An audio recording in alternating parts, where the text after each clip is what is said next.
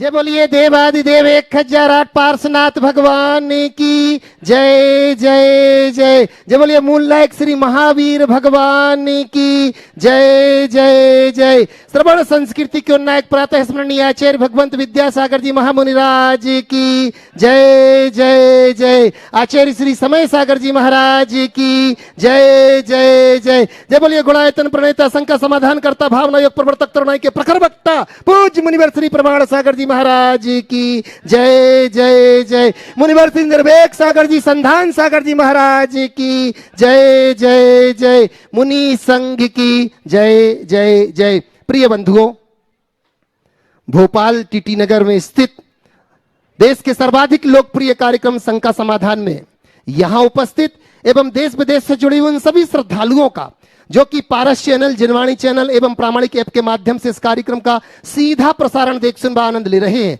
उन सभी का मैं सकल दिगंबर जैन समाज, समस्त समाज की ओर से, भोपाल समाज की ओर से उनका हार्दिक हार्दिक अभिनंदन करता हूं। कमेटी के कोषाध्यक्ष हैं जिन्होंने एक वेदी और एक जिनालय में एक बड़े भगवान को विराजमान करने का भाव बनाया पूरे परिवार ने। मैं बड़े सम्मान के साथ उस परिवार को यहां पर बुला रहा हूं, आए पूज्य श्री का आशीष पाएं और कमेटी उनका हार्दिक हार्दिक अभिनंदन कर रहा है। बंधु आप देख रहे हैं ये विशाल जिनालय लगभग बनकर के तैयार है जिसके गगनचुंबी वो 3 शिखर होंगे, जिसमें बड़े बड़े भगवान लगभग 51 इंच उतंग प्रतिमा जो होगी, जिससे विराजमान करने का सौभाग्य और वेदी को बनाने का सौभाग्य इस परिवार को मिला है। आए पूज्य श्री के चरणों में वंदन करके आशीष पाएं और अध्यक्ष जी से निवेदन करूंगा कि पूरा परिवार अभिनंदन कर रहे हैं। मैं बड़े सम्मान के साथ आवाज दे रहा हूं, हमारी आवाज पहुंच रही है। हमारे बीच में कौशलेंद्र जी, विक्रम सिंह जी, कलेक्टर भोपाल हमारे बीच में लगभग आ चुके हैं। उन्हें सम्मान के साथ मंचासीन करें अपन और अब चलते हैं अपन पूज्य गुरुदेव के चरणों में वंदना करने के लिए। इनका अभिनंदन कर रहे हैं सकल दिगंबर जैन समाज टीटी नगर। महिला मंडल से कोई भी एक महिलाएं आ जाएं।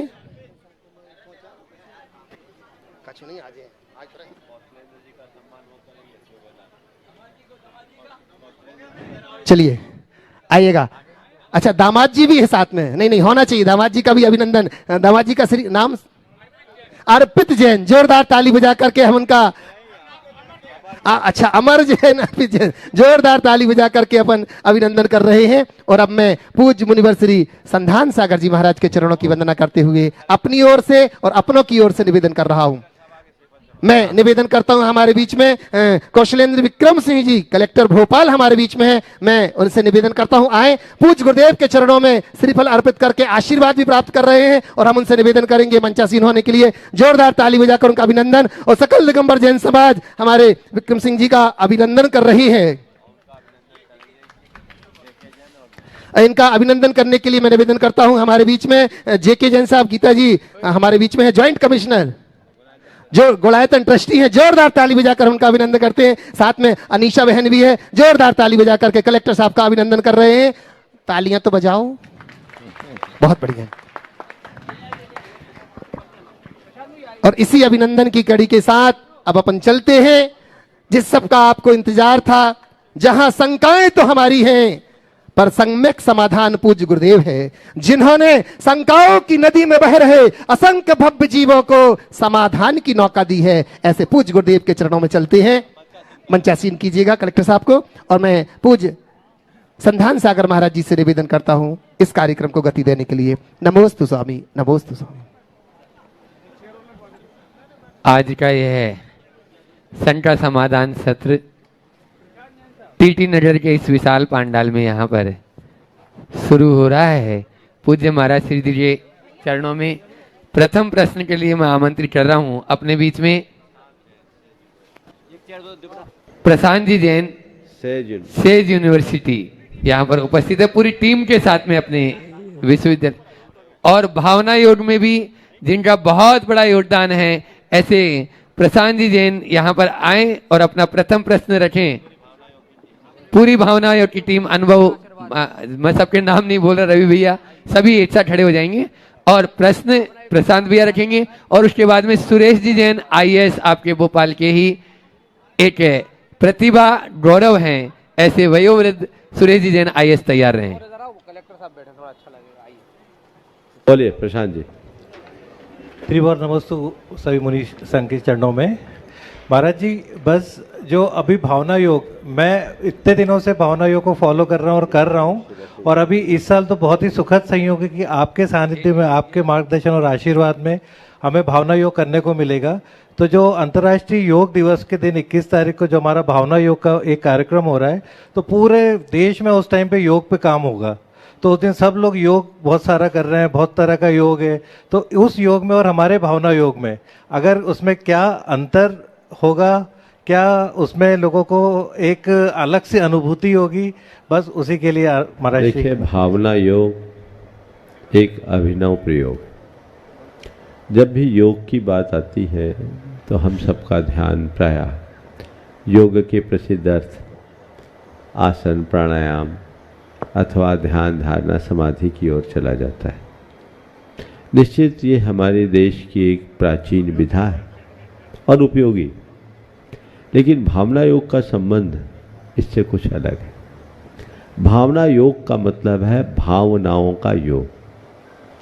आज वैज्ञानिकों ने इस बात को अच्छे तरह से स्वीकार लिया है कि हमारा संपूर्ण जीवन हमारी भावनाओं से नियंत्रित और संचालित होता है। यदि प्राचीन भारतीय साधना की पद्धति को देखें, खासकर जैन साधना को देखें, तो जैन साधना पूरी तरह भावनाओं के निर्मलीकरण का मार्ग बताती है। भावनाओं के निर्मलीकरण के बल पर हम अपनी अंतश्चेतना को उज्जवल बना सकते हैं। हमारे यहाँ एक बड़ी पुरानी उक्ति प्रचलित है, यद भावते तद भवति। हम जैसी भावना भाते हैं हमारा संपूर्ण जीवन वैसा हो जाता है। तो हम अपनी भावनाओं के बल पर अपने अवचेतन मन में ऐसे संस्कारों का बीजारोपण करते हैं जो हमारे संपूर्ण व्यक्तित्व में आमूल चूर परिवर्तन करता है। भावना योग का मूल प्रयोजन यही है, जिसके बल पर हम अपने शारीरिक, मानसिक और चैतसिक स्वास्थ्य को प्राप्त कर सकते हैं, जो हमारे फिजिकल, मेंटल और स्पिरिचुअल हेल्थ को ठीक कर सकता है। मैं ये कहूँ, इलनेस टू वेलनेस की ओर बढ़ने का सशक्त माध्यम है भावना योग। तो मैं समझता हूँ भावना योग का ये सबसे सरल स्वरूप होगा। अपनी सब प्रकार की विकृतियों और दुर्बलताओं को हम भावना योग के बल पर दूर करते हैं। पिछले 8-10 वर्षों से अनेक लोग भावना योग का अभ्यास कर रहे हैं और ये अपने जीवन में बड़ा व्यापक परिवर्तन भी महसूस कर रहे हैं। आप खुद भावना योग के अभ्यासी हैं। मेरे पिछले प्रवास में भोपाल में बहुत लोगों ने भावना योग में भाग लिया और नियमित अभ्यासी बने। उनके जीवन में बड़ा बदलाव आया। तो हम शारीरिक स्वास्थ्य, मानसिक विकृतियाँ और हमारे चैतसिक दुर्बलताओं को इसके बल पर बहुत दूर, आसानी से दूर कर सकते हैं। हम लोगों को ये प्रयास करना चाहिए। अंतर्राष्ट्रीय योग दिवस के दिन इसे इस रूप में रखने का मूलभूत प्रयोजन भी यही है, ताकि लोग भारत की इस प्राचीन विधा को जान सके और अपने जीवन को आगे बढ़ा सके। हमारी साधना का मूल लक्ष्य अपनी परम चेतना की अभिव्यक्ति, लेकिन उसके साथ साथ शारीरिक, मानसिक स्वास्थ्य भी हमें संभाल करके चलना है। तो ये तीनों चीज़ें हमारे साथ जुड़ी है। हमारे शास्त्रों के अनुसार स्वास्थ्य की परिभाषा ही यही है, केवल शरीर नहीं। स्वास्थ्य की परिभाषा करते हुए शास्त्रकारों ने कहा, सम धातु समाग्निश्च, सम धातोष समाग्निश्च, समानश्च मलक्रिया, समानः मल धातवः, प्रशांत आत्मा इंद्रिय मनश्चेति स्वस्थ इति विधीयते। अर्थात जिनके दोष पात पित्त कफ समान हो, अग्नियाँ समान हो, धातु और मल की क्रिया समान हो, जिसकी आत्मा प्रशांत हो, इंद्रियां संयत हो और मन निर्मल हो, वह स्वस्थ है। और हम इसी स्वास्थ्य की उपलब्धि के लिए भावना योग को आगे बढ़ाना चाहते हैं और यही भावना भाते हैं कि सब लोग इसे समझे और इस विधा को आत्मसात करके अपने जीवन में परिवर्तन लाए। नमोस्तु महाराज जी। नमोस्तु सुरेश जी जैन IAS, और उसके बाद में तैयार रहेंगे। पूरा इंदौर जो है पूज्य गुरुवर के चरणों के लिए तरस रहा है और इसी भावना को लेकर प्रतिदिन इंदौर से श्रावण श्रेष्ठ यहाँ पर आ रहे हैं। आज भी वहाँ के सब मंदिरों के प्रमुख यहाँ पर हैं और उसमें अशोक जी दोषी, मुकेश जी पाटोदी, दिलीप जी गोदा आदि सभी यहाँ पर हैं। एक प्रश्न वो रखेंगे। वीर कुमार जी एडवोकेट साहब भी इंदौर से पधारे हैं, तो एक प्रश्न वो लोग महाराज जी चरणों में रखेंगे। हाँ सुरेश जी बोलिए।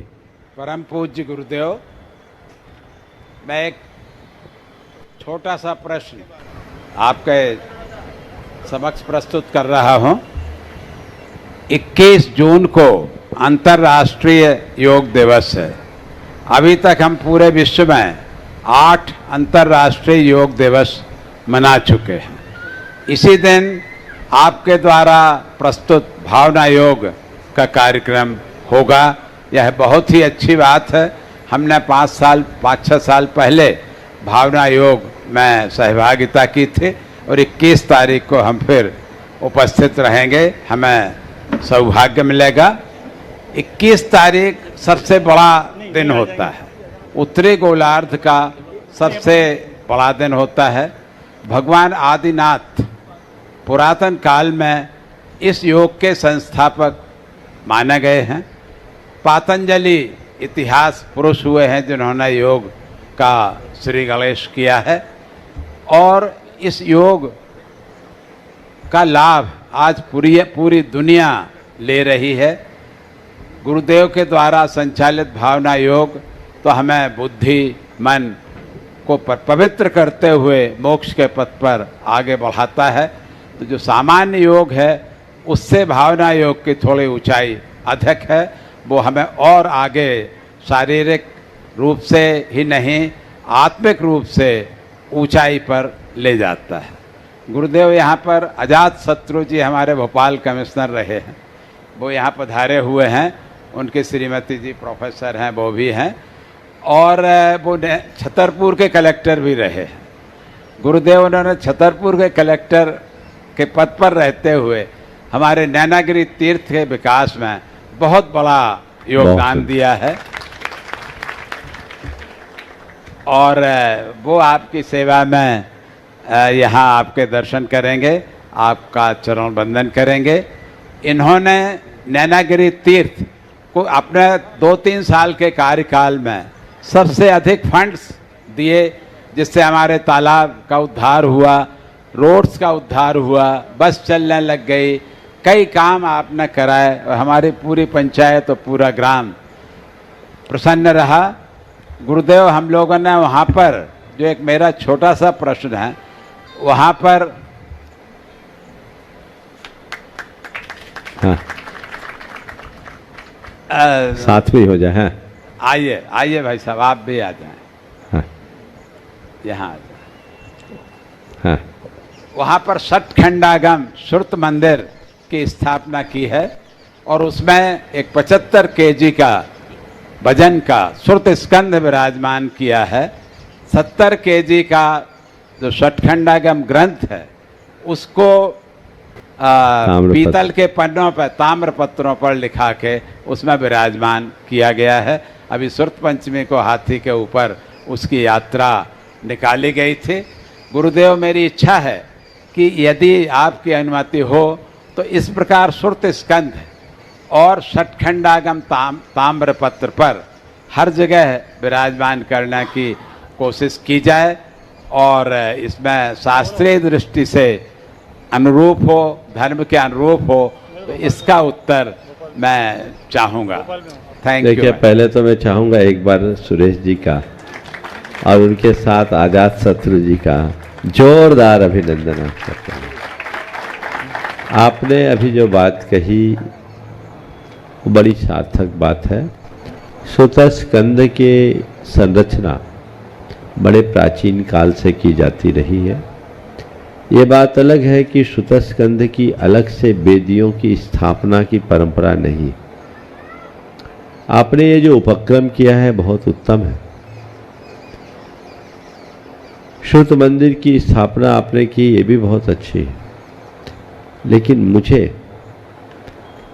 अपने मुख से इसके विषय में कहने में कुछ संकोच हो रहा है।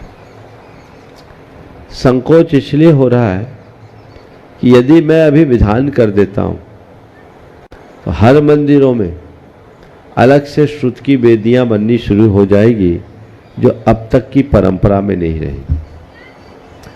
यद्यपि आगम में इसका उल्लेख है, पर मेरी मान्यता ये है कि जो चीज अभी तक परंपरा में प्रवर्तित नहीं है उसको पुष्ट न करना ही ज़्यादा अच्छा है। श्रुतस्कंधों का अंकन पाषाण खंडों में, ताम्रपत्रों में अथवा ताड़पत्रों में अनेक स्थानों में है। भित्ति चित्र के रूप में भी अंकित है प्राचीन काल में। आप तो पुरातत्व से जुड़े हैं, लेकिन श्रुतस्कंध की वेदियां मेरे ख्याल से प्राचीन काल में कहीं उपलब्ध देखने को नहीं मिलती। इसलिए इस पर मंथन होना चाहिए और विचार करने के बाद ही इसका प्रवर्तन होना चाहिए। लेकिन आपने जो दूसरा कार्य बताया वो बहुत ही अनुकरणीय, प्रशंसनीय, सराहनीय कार्य है। वह है हमारे शास्त्रों को ताम्र पत्रों में अंकित करना। पीतल में अंकित करने से कोई लाभ नहीं, आप तो पुरातत्व के विशेषज्ञ हैं। ताम्र पत्र से इतिहास संरक्षित होता है। हमने अगर अपने ग्रंथों को ताम्रपत्र में अंकित कर दिया तो हजारों वर्ष के लिए वो सुरक्षित हो गया। इसलिए हर मंदिर में ऐसा एक स्थान होना चाहिए जिसे आप श्रुत मंडप या श्रुत मंदिर कुछ भी नाम दें, और हमारे मूल ग्रंथों की ताम्रपत्र पे अंकित कापी होनी चाहिए। और आजकल तो बड़ा सरल और सुगम हो गया। आजकल तो CNC की टेक्नोलॉजी से सबको आप कंपोज करके बहुत अच्छे से अंकित कर सकते हैं। और हमने एक अभी उपक्रम प्रारंभ करवा दिया है। कुछ विद्वानों को हमने जिम्मा दिया है कि सभी प्रमुख ग्रंथों को आप डिजिटलाइज कीजिए, कंपोज कीजिए, उनकी टंकन की गत शुद्धि को देखिए और उसके बाद इसे राष्ट्रव्यापी तरीके से एक अभियान चलाकर हर मंदिर में एक ऐसा स्थान बनाए जहां हमारे ये श्रुत, हमारे ये शास्त्र ताम्रपत्र में स्थायी रूप से अंकित रहे, ताकि पीढ़ियों तक वो संरक्षित हो सके। हम लोग 100 ग्रंथों का गुरुदेव कर रहे हैं। बहुत सुंदर, बहुत सराहनीय कार्य है। इसके लिए मैं आपको आशीर्वाद देता हूँ। साथ ही आपने आजाद शत्रु जी की जो बात कही, निश्चित ऐसे लोगों का समाज को हृदय से सत्कार करना चाहिए और हम इनका चाहेंगे कि एक बार आप लोग जोरदार अभिनंदन करें। और आपके प्रश्न के बाद मैं चाहूँगा आप भी अपनी बात रखें। आजाद शत्रु जी श्रीवास्तव वे भी अपना प्रश्न रखेंगे। सपत्नी बहुत हाँ। सुंदर, ये भी आपसे प्रणाम करना चाहेंगे। बहुत सुंदर। हाँ, और उसके बाद में इंदौर। उसके बाद कलेक्टर साहब, इंदौर के बाद। मैं अत्यधिक अनुग्रहित हूँ आपका आशीर्वाद प्राप्त करके, और मेरे पास में शब्द नहीं है कहने के लिए। हाँ। और मन बहुत ही गदगद है। बहुत बहुत आशीर्वाद। बहुत बहुत आपका हमेशा कृपा रहे। आप हाँ। मैं आपको केवल इतना बता दूं कि कुंडलपुर के विशाल मंदिर की अनुमति, परमिशन आप जी महाराज जी। हाँ, आप संक्षेप में बोलो, फिर कलेक्टर साहब को जाना है। केवल इतना ही बता रहा हूं महाराज जी कि कुंडलपुर के विशाल मंदिर की अनुमति जो परमिशन होती है वो भाई साहब के हाथ की है। बहुत सुंदर, बहुत सुंदर। आपने दी थी। हाँ। अपने बीच में आज आपके भोपाल के यशस्वी कलेक्टर कौशलेंद्र जी विक्रम सिंह जी यहाँ पर उपस्थित हैं, और मैं चाहूंगा आज के इस सत्र में जो विशिष्ट अतिथि भी हैं वो अपना प्रश्न यहाँ पर, सपरिवार यहाँ पर उपस्थित हैं, वे अपना प्रश्न परिवार नहीं है, आ जाए। हाँ, पूरा परिवार आ जाए और कलेक्टर साहब अपना प्रश्न रखें, उनको जाना भी। प्रश्न, निवेदन, उद्गार जो करना है। आपकी वाणी से हम सभी लोग यहाँ पे बहुत अभिभूत हुए, और आपने जो भी मार्गदर्शन दिया ये भावना योग का, इसका भी हमें तो अध्ययन नहीं है, लेकिन हम इसका थोड़ा सा जानेंगे, समझेंगे, और हमारे जीवन के लिए वो निश्चित रूप से बहुत बहुत बहुत आशीर्वाद। प्रणाम गुरुदेव। बहुत सुंदर। चलिए, ठीक है। आप बहुत व्यस्त हैं और इन लोगों का तो 24 घंटे काम चलता रहता है। हाँ हाँ, इसलिए मेरा आशीर्वाद होने जाने दीजिए। हाँ, इंदौर वाले अपनी बात कीजिए। पूरे देश के प्रतिदिन गुरुवर के चरणों में, क्योंकि चातुर्मास निकट है और लोग आते हैं और वो चाहते हैं कि हमारे गांव में चातुर्मास हो, ऐसी ही भावना लेकर इंदौर वाले भी प्रतिदिन लगे ही हैं। वो आज पूज्य महाराज श्री चरणों में अपना निवेदन भी और पूज्य अपना प्रश्न भी रखेंगे। और उसके बाद में सीए रचना जी पारक जो डायरेक्टर हैं एपीटी की। नमोस्तु महाराज श्री, इंदौर शहर के समाज की ओर से आज महाराज सत्संग नमोस्तु और छुल्लक जी को इच्छामी। पहले आपका निवेदन रानी जी दोषी करेगी। नमस्ते महर्षि। महर्षि, पंडित साहब रतनलाल जी शास्त्री जी उनके सानिध्य में और अभय भैया के सानिध्य में एक इंदौर की सकल दिगंबर जैन समाज की एक मीटिंग हुई, सकल समाज की हुई। उसमें महर्षि सभी का यही कहना था कि हम भोपाल चले और उसी का यह है कि 23 तारीख को 51 बसें इंदौर से भोपाल आ रही है और ये तो 51 लाख जनता है इंदौर में। एक हाँ, वो प्रतिनिधि करेगी, लेकिन उससे ज़्यादा ही बसें यहाँ आ रही है और कुछ कार भी साथ में है, शायद 108 कार भी आ सकती है। तो महर्षि सब पूछते हैं कि कब बिहार होगा महाराष्ट्र का और कब इंदौर की तरफ आएंगे, तो एक बार आप घोषणा कर दीजिए कि कब इंदौर की तरफ। अभी तो बहुत प्रतीक्षा करनी होगी। आप लोगों को पता है हम लोगों को आगम में क्या विधान है? हम लोग रोटी भी चक्कर लगवा के खाते हैं। समझ गए ना? इतना इजी नहीं है, लगे रहिए। 23 तारीख को आप आ रहे हैं, आपका काम अपना काम करना है और हम लोग अपना काम करेंगे। वीर कुमार जी कुछ कहेंगे? हाँ महाराज जी, एक छोटा सा प्रश्न है कि संस्कृत में लिखा है कि भावना भवतारिणी, तो भावना से क्या भौतिक कार्य भी संपन्न हो सकते हैं? बहुत बहुत अच्छा। पहले तो मैं चाहूँगा एक बार इन सभी का जोरदार अभिनंदन कर दें। ये वीर कुमार जी वो शख्स हैं जिन्होंने 52 गजा के संरक्षण में बहुत बहुत बड़ा योगदान दिया है। आप सबको पता है कि कुछ वर्ष पहले 52 गजा पर कुछ बादल छाए थे, लेकिन उस बादल के निवारण में वीर कुमार जी का महत्वपूर्ण योगदान है और पूरी कमेटी तो तत्परता से लगी ही। यहाँ उपस्थित सभी का एक बार आप लोग जोरदार अभिनंदन करें। ये सब बहुत अच्छे से जुड़े हुए और गुणायतन के प्रमुख स्तंभ भी हैं, इसलिए एक बार पुनः इनका अभिनंदन।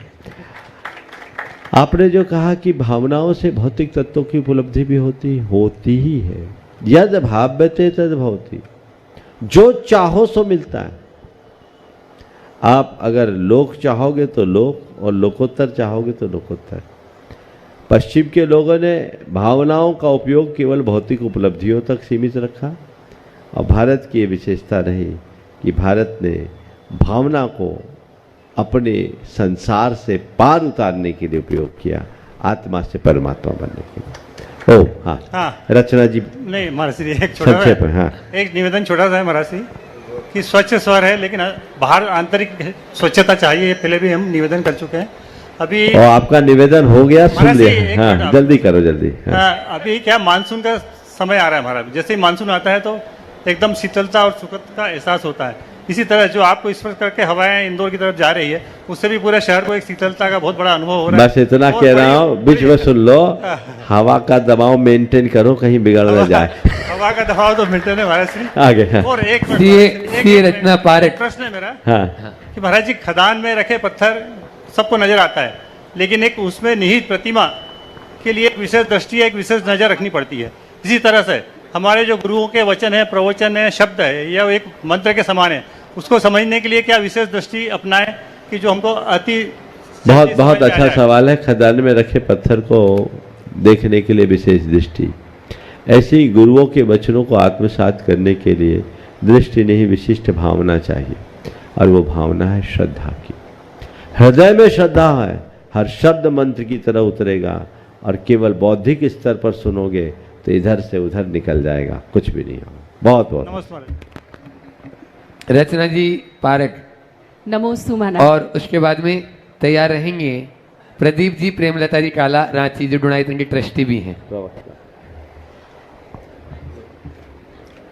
नमोस्तु महाराज जी। मैं पिछले 25 वर्ष से राष्ट्रीय स्तर पे सीए और सीएस स्टूडेंट्स को और कॉमर्स के स्टूडेंट्स को ट्रेन करती रही हूँ। इस लंबे पड़ाव में मैंने ये देखा कि जो अपने जैन समाज के बच्चे हैं वो अक्सर प्रतिभावान होने के बाद भी कई बार ऐसा होता है कि बहुत लेट अपनी पढ़ाई स्टार्ट करते हैं। आपके मार्गदर्शन से मैं जुड़ना चाहती हूँ इस चीज़ से कि आप मुझे आशीर्वाद दें और वो बच्चे जो प्रतिभावान हैं मगर वो रिसोर्सफुल नहीं हैं, उनको हम बहुत छोटी उम्र से, जैसे 11वीं उम्र से लेकर इस तरह से ट्रेन करें कि वो अपने कोर्स में सक्सेसफुल हों और आपके आशीर्वाद से मैं उन्हें निःशुल्क ट्रेन कर सकूं।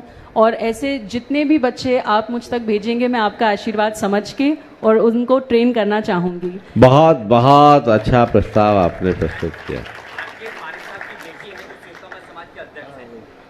मैं इनके बारे में जानता हूँ। ये हमारे समाज की एक बहुत ही अच्छी प्रतिभा है और मुझे मालूम पड़ा इनके इंस्टीट्यूट में 1500 से ज़्यादा बच्चे अभी लाभान्वित हो रहे हैं।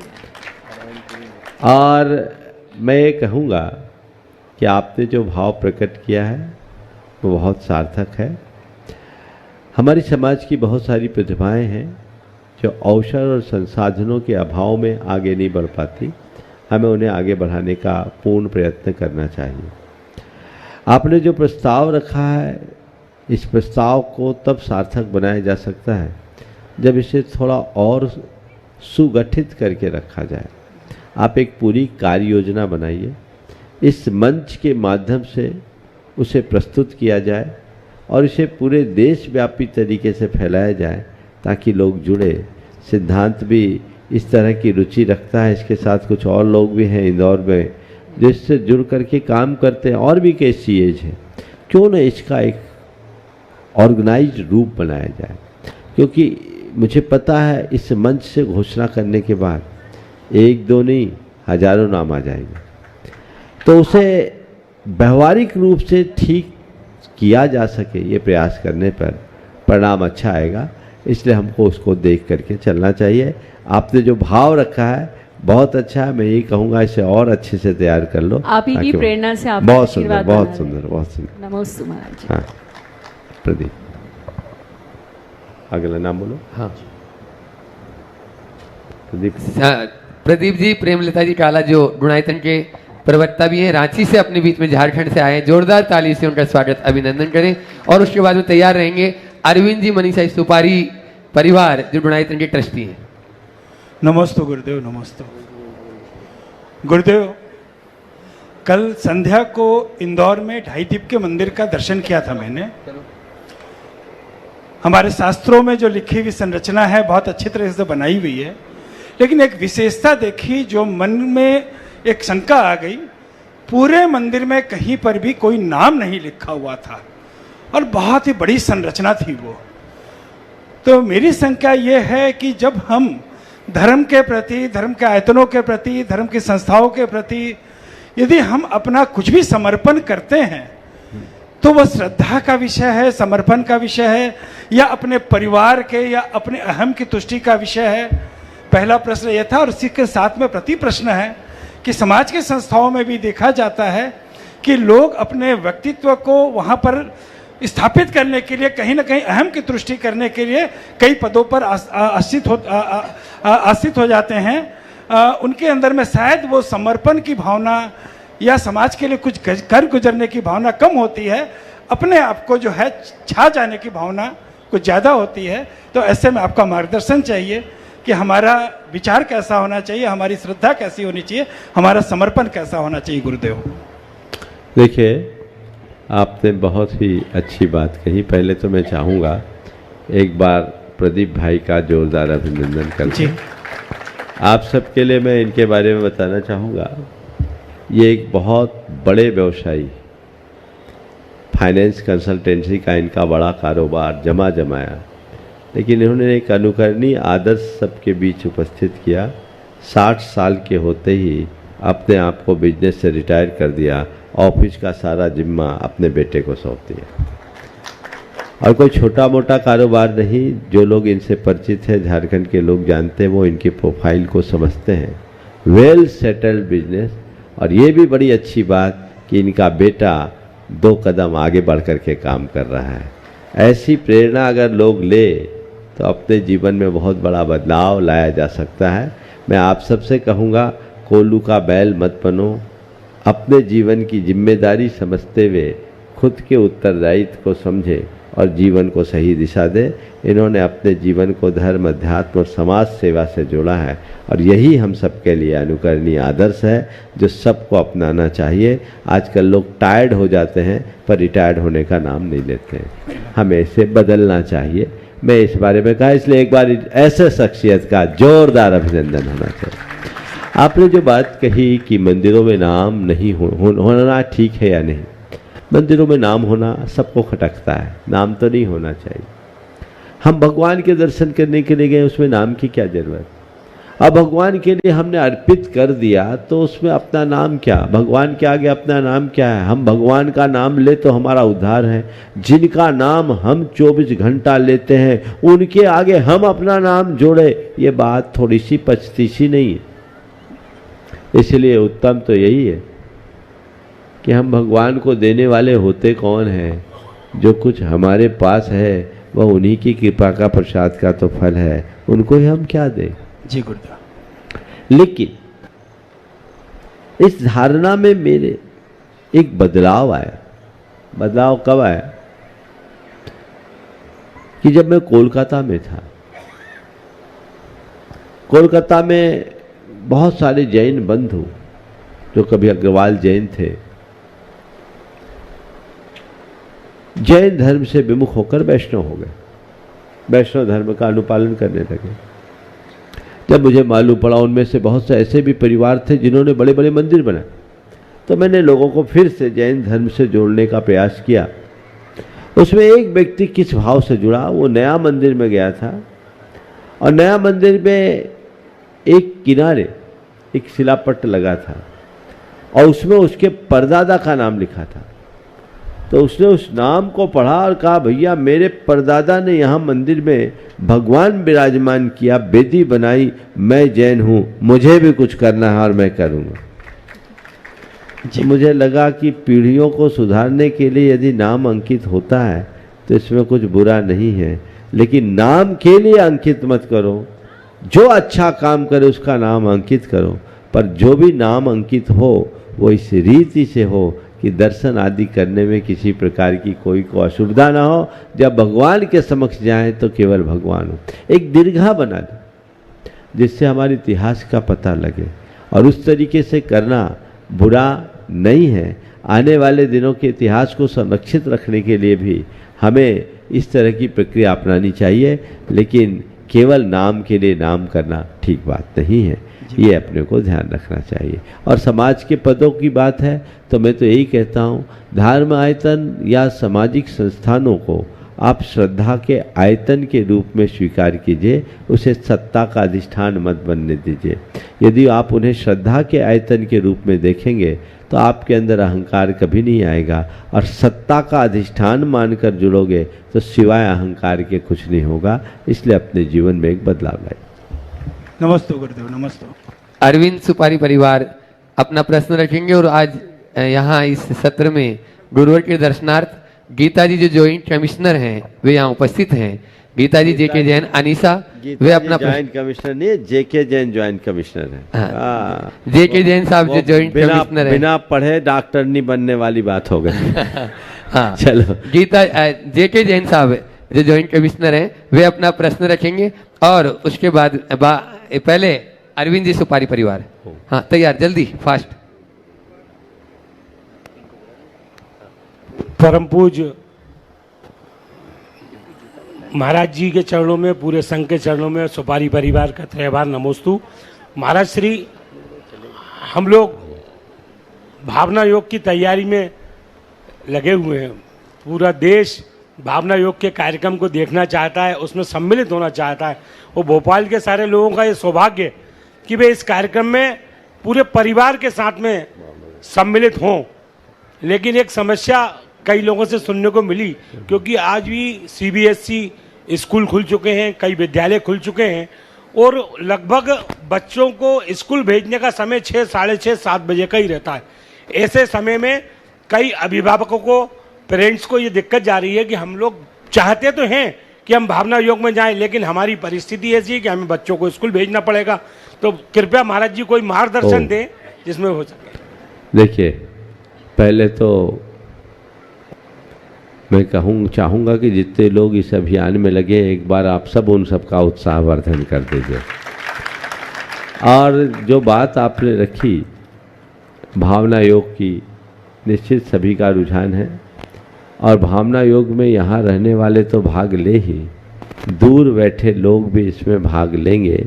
और ये सूचना सब तक पहुँच जानी चाहिए कि यहाँ की समिति ने पारस चैनल के माध्यम से पूरे विश्व में भावना योग का सीधा प्रसारण करने की व्यवस्था बनाई है। तो जो यहाँ प्रत्यक्ष नहीं आ पाते वो वहाँ लाभ ले सकते, पर ये व्यवस्था भोपाल से बाहर वालों के लिए है। भोपाल वाले तो प्रत्यक्ष आए, क्योंकि जब झरना सामने हो तो सप्लाई का पानी पीना ठीक नहीं है। सप्लाई का पानी तो उन्हें पीना चाहिए जो झरने के पास तक नहीं पहुंच पा रहे हैं, इसलिए सब लाभ लेंगे। आपने जो बात कही विद्यालयों के खुलने की, शायद आज से ही विद्यालय खुले हैं, कोई बड़ी बात नहीं है। 18 तारीख, 19, 20, 21 एक दिन यदि बच्चे नहीं जाए तो कोई फर्क नहीं पड़ेगा। लेकिन अगर आप आओ और अपने साथ अपने बच्चों को भी लाओ तो उनके जीवन में बहुत बड़ा बदलाव होगा। और मैं तो ये कहता हूँ आयोजकों से, थोड़ा प्रयास और करो कि विद्यालयों में भी संपर्क करो, विद्यालय के बच्चे सहित विद्यालय का पूरा प्रशासन आ जाए, प्रबंधन आ जाए और वह भी भावना योग में सम्मिलित हो तो बहुत बड़ा परिवर्तन होगा। महाराज श्री ने कहा है कि कुछ जानकारी मुझे दे रहे हैं कि कुछ विद्यालयों के बच्चे भी आ रहे हैं और स्टेडियम इतना बड़ा है कि कुछ कहने की ज़रूरत नहीं है। जितने आएंगे सब समा जाएंगे। लेकिन मैं यही कहूँगा, उस थोड़े से मोह में एक दिन के बच्चे की कोई अभी शुरुआत में कुछ होता नहीं और बच्चे रिकवर करते हैं। बच्चों को ऐसे मौके का अवसर मिलना चाहिए लाभ उठाने का। आप उन्हें प्रेरित कीजिए, बच्चे आए और लाभान्वित हो। नमोस्तु महाराज जी, नमोस्तु महाराज। गीता जे.के. जैन साहब का पूरा परिवार और उसके बाद में तैयार रहेंगे अजात शत्रु जी, जो अभी आपको आपने देखा कितनी विनम्रता से प्रस्तुत आए, बहुत जो है ऊंचे पद पर आसीन हैं, पूर्व कलेक्टर छतरपुर रहे। उनके साथ में डॉक्टर सोनल जी मेहता भी यहाँ पर उपस्थित हुई है, वे अपना प्रश्न रखेंगे। महाराज जी के चरणों में सादर नमोस्तु। महाराज जी, मेरा प्रश्न ये है कि जब हम इस बात पे इतना यकीन करते हैं कि अगर हम 100 नंबर डायल करेंगे तो पुलिस आएगी, 108 पे डायल करेंगे तो एम्बुलेंस आ जाएगी, तो जब हमारे ऋषि मुनि इतने सालों से ये बात कह गए हैं कि सच्चे मन से 108 मनके की माला का जाप करो तो साक्षात जिनेंद्र भगवान के चरणों में स्थान मिलेगा, तो ये बात पे लोग यकीन क्यों नहीं कर पाते हैं? क्यों उसी माला का जाप करते समय हमें इतनी बातें तो याद आती हैं लेकिन संतों की वाणी हम भूल जाते हैं? बहुत अच्छी बात है। 100 और 108 डायल करते समय आती हुई पुलिस और एम्बुलेंस दिख जाती, पर 108 जपते समय भगवान नहीं दिखते ना, इसलिए यकीन नहीं होता। जो भगवान को देखकर 108 जपेगा उसे भगवान पर यकीन के लिए कुछ कहना नहीं पड़ेगा, भगवान की छाया उस पर पड़ेगी। हम उतनी तन्मयता और एकाग्रता अपने हृदय में कहाँ रख पाते? जब तक हम अपने हृदय में पूर्ण तन्मयता और एकाग्रता घटित न करें तब तक ऐसा नहीं हो सकता। तो इन सब के लिए श्रद्धा चाहिए, प्रगाढ़ श्रद्धा। हम रूटीन की तरह जाप करते हैं, हम अपने सारे धार्मिक अनुष्ठान को एक रूटीन बनाकर बैठ जाते हैं। हम इन्हें रूटीन की तरह न करें, इन्हें जीवन का रूटीन बदलने का आधार बनाएं तो जीवन में उपलब्धि हो। डॉक्टर सोनल जी मेहता और उसके बाद में तैयार रहेंगे अखिल भारतीय महिला परिषद से जो टीटी नगर यहाँ से है। 4-5 प्रश्न आए, उसमें से रानी जैन प्रश्न करेंगी अपना। नमोस्तु गुरुवर, नमोस्तु मुनि संघ, श्रावक संघ को वंदन। गुरुवर कहते हैं कि भावे भावना भाविये, भावे केवल ज्ञान। मेरी जिज्ञासा ये है कि क्या इस एक जन्म में गृहस्थ आश्रम में रहते हुए इस नश्वर शरीर के साथ उस रास्ते पर आगे बढ़ना संभव है? देखिए, अगर हमने रास्ता पकड़ा है तो कुछ तो आगे बढ़ेंगे। जो चलता है वो पहुंचता है। हम मंजिल तक ना पहुंच पाए कोई बात नहीं, मंजिल के निकट तो पहुंचे। हमसे किसी ने एक बार सवाल किया कि महाराज श्री आज मोक्ष है क्या? मैंने कहा नहीं है। तो आप मुनि क्यों बने? जब मोक्ष है ही नहीं तो मुनि क्यों बने? मैंने कहा मैं मोक्ष पाने के लिए मुनि बना ही नहीं, मैं मोक्ष पाने के लिए मुनि बना ही नहीं। उन्हें बड़ा आश्चर्य हुआ कि महाराज क्या बोल रहे हैं, आप मोक्ष पाने के लिए मुनि नहीं बने? बोले नहीं, मैं मोक्ष पाने के लिए मुनि नहीं बना। तो काहे को मुनि बने? मैंने कहा मैं मोक्ष मार्ग पाने के लिए मुनि बना हूँ। आज मोक्ष हो या ना हो मुझे उसकी कोई चिंता नहीं, पर मैंने मोक्ष मार्ग को पकड़ा है तो आज नहीं कल पहुँच ही जाऊँगा। और मैं एक बात कहता हूँ, आपके मार्ग में और मोक्ष मार्ग में ज़्यादा अंतर नहीं। आपका मार्ग सड़क का मार्ग है जिसमें बड़े मोड़ और घुमाव है, भटकाव है, और हमारा मार्ग रेलवे का ट्रैक है। एक बार गाड़ी पकड़ ली, लेट भले हो पहुंचेगी जरूर। समझ गए? तो हम तो उस ट्रैक को पकड़ ले, जब पहुंचे, लेट हो जाए चलेगा, लेकिन पहुंचेंगे कहाँ? जहाँ ठिकाना है। बस ये श्रद्धान रखें। अखिल भारतीय महिला परिषद टीटी नगर है, रानी जैन प्रश्न कर रही है और उसके बाद में अध्यक्ष यहाँ की टीटी नगर के अमरजीत जैन अपना प्रश्न रखें। नमोस्तु नमोस्तु नमोस्तु महाराज जी। पूरी कमेटी के साथ में हो जाएंगी तैयार। अखिल भारतीय अध्यक्ष महिला परिषद तरफ की नमोस्तु महाराज जी। छोटी सी है जिंदगी, हर बात में खुश रहना है, वहाँ से आए हैं वापस वही जाना है। क्या तेरा है क्या मेरा है, सब यही रह जाना है। सबको सब पता है लेकिन कोई भी नहीं जानता है। शंका का समाधान कीजिए महाराज। बस क्या बताए, सबको पता है, कोई जानता नहीं, क्योंकि सब दुर्योधन की संतान बने। दुर्योधन की संतान का मतलब क्या? जानामि धर्मम न च में प्रवृत्ति और जानामि अधर्मम न च में निर्वृत्ति। मैं धर्म और उसके फल को जानता हूं पर उसमें प्रवृत्त नहीं होता, और अधर्म और उसके परिणाम को भी जानता हूँ, उससे निवृत्त नहीं होता। तो उसके लिए क्या करूँ? मैं यही कहूँगा, दुर्योधन की संतान बनने की जगह युधिष्ठिर की संतान बनो तो जीवन तरे। अमरजीत जैन अध्यक्ष अपनी पूरी कमेटी के साथ में प्रश्न रखें और उसके बाद में इनके कार्याध्यक्ष अपने बीच में यहाँ पर उपस्थित है। NC जैन साहब तैयार रहेंगे। ठाकुर जी के चरणों में, सत्संग चरणों में हमारी पूरी कमेटी की ओर से बंदन बंदन बंदन। भगवान क्षमा चाहते हैं, हम लोग पूरी कमेटी आपको ठाकुर जी के नाम से संबोधित, क्योंकि भगवान श्री कृष्ण को इसी नाम से पुकारा गया है, तो हम लोग भी पार इसी ये आधार पर करना चाहते हैं। आपके मार्गदर्शन में हमने मंदिर का निर्माण, एक भी ईंट जो लगी है यहाँ पर वो आपके ही मार्गदर्शन में लगी है, और जो कुछ भी है वो समाज के सामने और आपके समक्ष है। भगवान हम ऐसा कौन सा काम करें आपके मार्गदर्शन में कि समाज का हर छोटे छोटा व्यक्ति जुड़ जाए। दूसरा महाराज बार बार एक प्रश्न मेरे मन में आता है कि लोग सक्षम हैं, दे सकते हैं, लेकिन पता नहीं कई बार वो निर्णय शायद समय पे नहीं ले पाते हैं, ऐसा हमें लगता है। तो प्रतिमा विराजमान करने का क्या फल है इसकी? देखिए, एक बात तो इस कमेटी के लिए जोरदार करतल ध्वनि कर दीजिए कि ये पूरी कमेटी पिछले 5-6 वर्षों से निरंतर संपर्क में है, और ये लोग छोटा छोटा सा भी कोई प्रसंग हो तो मेरे परामर्श के बिना आगे नहीं बढ़ते, और ऐसा डिवोशन बहुत कम लोगों में देखने को मिलता है। इनकी सराहना जरूर करनी चाहिए। जहाँ तक इस मंदिर का सवाल है, मैं आप सबसे ये कहूँगा, यहाँ केवल मंदिर नहीं बन रहा है, इतिहास की संरचना हो रही। आज मंदिर बन रहा है, वे लोग लाभान्वित होंगे जिनका सौभाग्य जगेगा। बहुत सारे लोग हो भी गए, कल तक सब घोषणाएं हो जाएगी। कुछ लोगों ने अपने नाम सार्वजनिक करने से मना भी किया, थोड़े लोग बचे, लेकिन जो इसमें अपनी सहभागिता दे रहे हैं, कल भगवान विराजमान हो जाएंगे। उसके बाद कल कोई कहे कि हमें यहाँ भगवान विराजमान करना है, हमें यहाँ बेदी बनवाना है, हमें यहाँ शिखर बनवाना है, मौका नहीं मिलने वाला। ये पूरे भोपाल शहर का हृदय स्थल है। स्मार्ट सिटी का सेंटर है। ऐसे जगह ये भव्य जिन मंदिर की संरचना हो रही है और जिसका शिखर पूर्ण पाषाण का है जो 1000 साल तक चलेगा।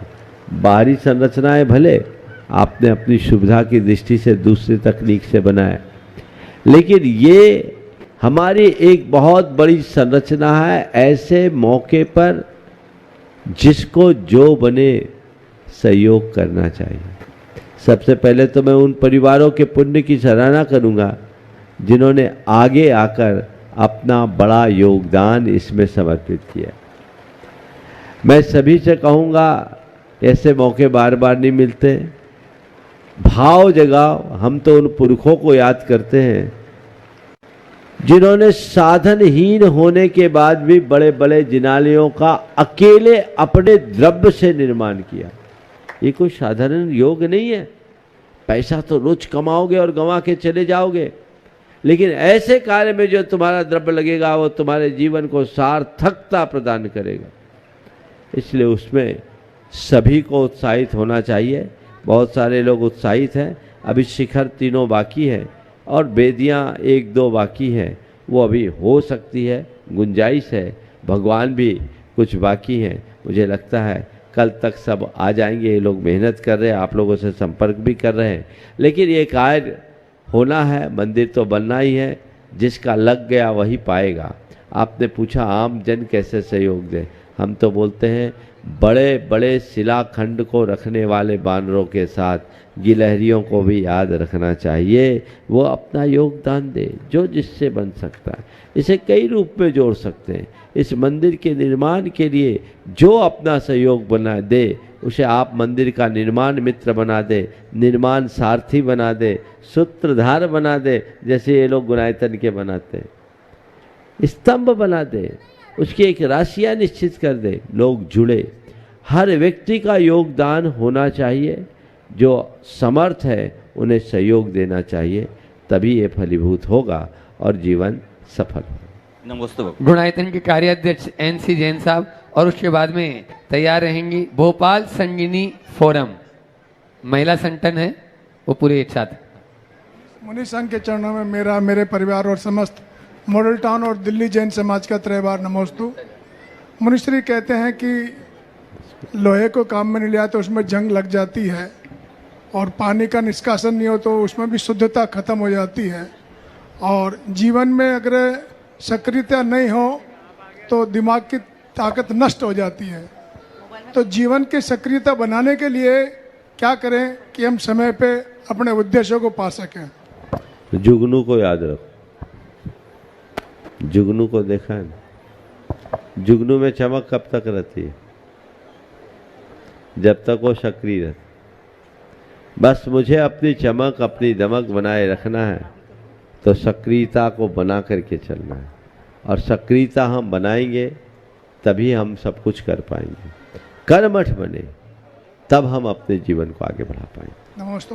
ओ जल्दी। भोपाल संगिनी फोरम, और उसके बाद में तैयार रहेंगी कुमुदनी बरिया जो गुणायतन के ट्रस्टी भी हैं। आखिरी। हाँ, संगनी ग्रुप भोपाल की तरफ से त्रैबार नमोस्तु नमोस्तु नमोस्तु। महाराज श्री, हम लोग का प्रश्न है कि हम सुबह से निकला हुआ आदमी शाम को यदि घर वापस ना आए और अकाल मृत्यु से हम सभी लोग कैसे बचें, क्योंकि ये आजकल बहुत बड़ी दुविधा है। बड़ी ऐसी गतिविधियां हो रही हैं, सुबह जाने से पहले ये सोचना पड़ता है कि हम शाम को घर वापस आएंगे कि नहीं। अकाल मृत्यु मतलब हम लोग टाल सके, ऐसा क्या करें कि अकाल मृत्यु से हम नहीं बच टाल सकें? सकता, लेकिन सावधानी रखे जाए तो बहुत कुछ बदल सकता है। एक बार मुझसे किसी ने कहा कि हमारे देश में प्रतिदिन सड़क दुर्घटनाओं में होने वाली जो मृत्यु है वो कोरोना की मृत्यु से भी कई गुनी है, और इसकी वजह है कि आप सुरक्षा के प्रावधानों को ठीक तरीके से नहीं अपनाते।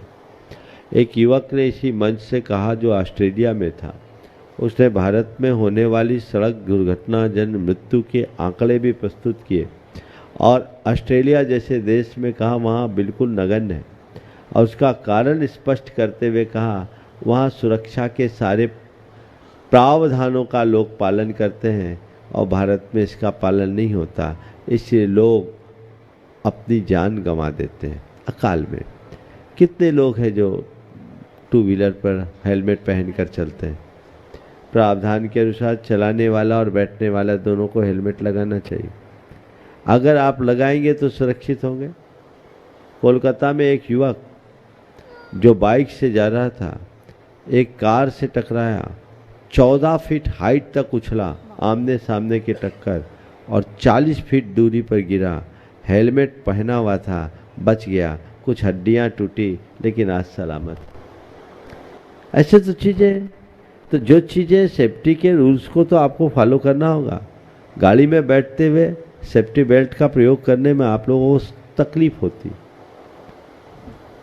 बैलून्स वाले व्हीकल्स बहुत कम लोग यूज करते हैं, तो कैसे काम होगा? सुरक्षा के प्रावधानों को अपनाएं, सावधानी से रखें, और एक काम और करें, घर से बाहर निकलें, नमोकार महामंत्र पढ़ते हुए पूरे शरीर को आप कवर कर लें, और ये सोचें कि मेरे चारों ओर सुरक्षा का कवच तैयार हो गया। आप लौटेंगे, सुरक्षित होंगे। और इसके बाद एक बात और कहूँगा, आप लोग कहीं जाओ, अभी ट्रेन दुर्घटना भी हुई, सुने 1-2 दिन पहले। कब हुई? हाँ, कल। तब कब क्या हो जाए तो एक रास्ता बताऊं, बच भी सकते हो और कदाचित नहीं बचे तो सही जगह जाओगे। एक उपाय, गाड़ी में बैठो तो एक संकल्प लो, जब तक गाड़ी चलेगी तब तक मेरे चारों प्रकार के आहार का त्याग। गाड़ी जब तक चलेगी तब तक चारों प्रकार के आहार का त्याग, और मौन धरो, नमोकार जपो, अपने साथ सुमरनी ले लो या भगवान का नाम लेते चलो, वहीं बोलो जहां गाड़ी रुके। कर सकते हैं आप? फालतू की बातों से बचोगे। हाँ, मोबाइल का त्याग वो तो सबसे बड़ा काम है, और वो अगर आप बच गए तो कुछ हुआ भी तो भलाई होगा, बुरा नहीं होगा। ऐसा प्रयास सबको करना चाहिए। इस प्रकार आज के इस सत्र को समय हो गया। परम पूज कल देखिए आचार्य गुरुवर विद्यासागर जी महाराज की आने वाले 21 तारीख को आप सब याद रखेंगे और इसका लाभ लेंगे।